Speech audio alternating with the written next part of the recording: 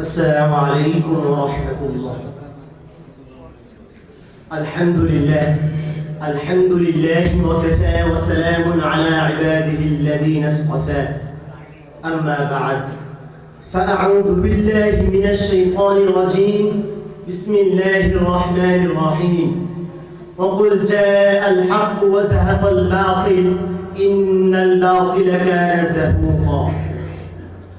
وقال رسول الله صلى الله عليه وسلم إن العلماء ورثة الأنبياء أو كما قال عليه الصلاة والسلام.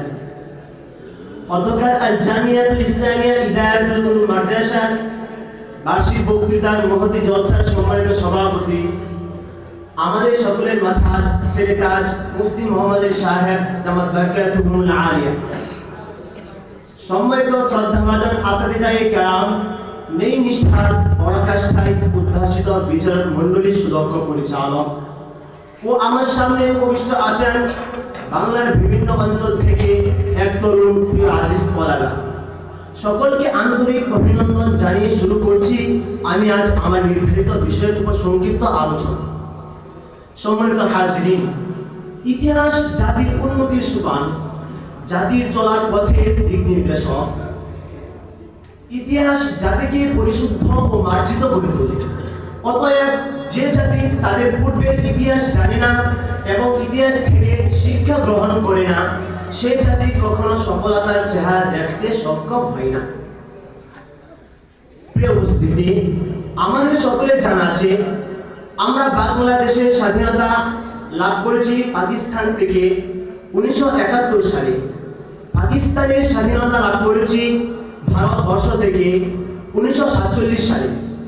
আর ভারতবর্ষের স্বাধীনতা লাভ করেছি 1947 সালে ব্রিটিশ ইংরেজদের থেকে। 1947 সালের আগে ব্রিটিশ ইংরেজরা এই উপমহাদেশে শাসন করত। তারা প্রায় 200 বছরের মতো এই উপমহাদেশে শাসন করেছে। তারা শাসন করার পূর্বে এই উপমহাদেশে মুসলমানেরা শাসন করতেন। আর ওই সমস্ত মুসলিম শাসকরা প্রায় সকলেই মুঘল বংশের ছিলেন। এমন অবস্থায় ব্রিটিশ ইংরেজরা 1700 খ্রিস্টাব্দের শুরুর দিক দিয়ে চলে বলে গলে কৌশলে ভারতবর্ষে প্রবেশ করার পর থেকে নিয়ে 100 বছরের ভিতরে ভারতবর্ষের শাসন ক্ষমতা মুসলমানদের থেকে ছিনিয়ে নেয়। তখন তৎকালীন সময়ে সর্বশ্রেষ্ঠ আলেম শাহ আব্দুল আজিজ মুহাদ্দিস দেহলভী রাহমাতুল্লাহি আলাইহি এক ঐতিহাসিক বিপ্লবী ফতোয়া জারি করেন যে আজ থেকে ভারতবর্ষ দারুল হরব, তাই ভারতবর্ষের প্রতিটি মানুষের জন্য যুদ্ধে অংশগ্রহণ করা ফরজ। তিনি শুধু ফরজ বলে খ্যাত হননি, তিনি তার ফতোয়ায় একথাও বলেন ব্রিটিশ ইংরেজদের থেকে দেশকে উদ্ধার করার জন্য যদি কোনো মুসলমান যুদ্ধে অংশগ্রহণ না করে তাহলে তার জন্য বেঁচে থাকা হালাল হবে না। তখন এই ফতোয়ার সূত্র ধরে ফতেহ আলী টিপু সর্বপ্রথম 350 সৈনিক নিয়ে 1792 খ্রিস্টাব্দে যুদ্ধে অবতীর্ণ হন। এরপর অন্যান্য মুসলিম ও হিন্দুরাও এই যুদ্ধে অংশগ্রহণ করে, কিন্তু তার প্রধান সেনাপতি মীর সাদেক গাদ্দারির কারণে তিনি 1799 খ্রিস্টাব্দে শাহাদাত বরণ করেন।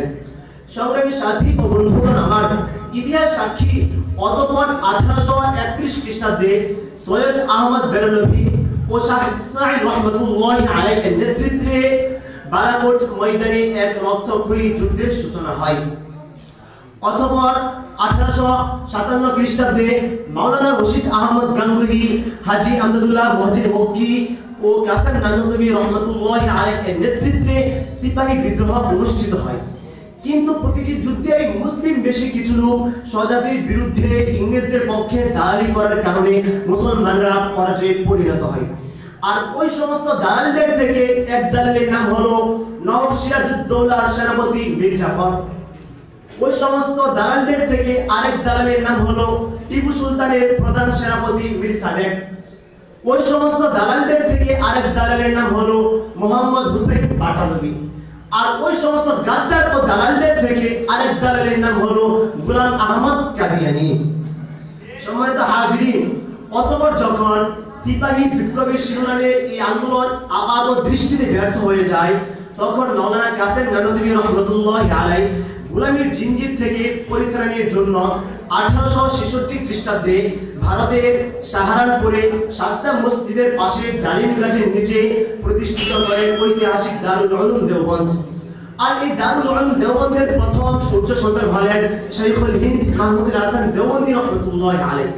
তিনি 1871 খ্রিস্টাব্দে ফারেক হওয়ার পর ব্রিটিশ ইংরেজদেরকে তাড়ানোর জন্য 1905 সালে শুরু করেন ঐতিহাসিক রেশমি রুমাল আন্দোলন।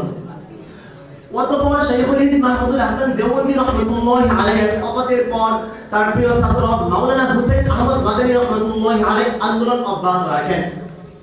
তিনি অসহযোগ আন্দোলনের নামে 4 দফা দাবি পেশ করেন এবং সাথে সাথে খেলাফ আন্দোলনের দাবানল তৈরি করে ভারতবর্ষের প্রতিটি ঘরে ঘরে, যার ফলে ব্রিটিশ ইংরেজরা 1947 সালে লেজ গুটিয়ে যেতে বাধ্য হয়।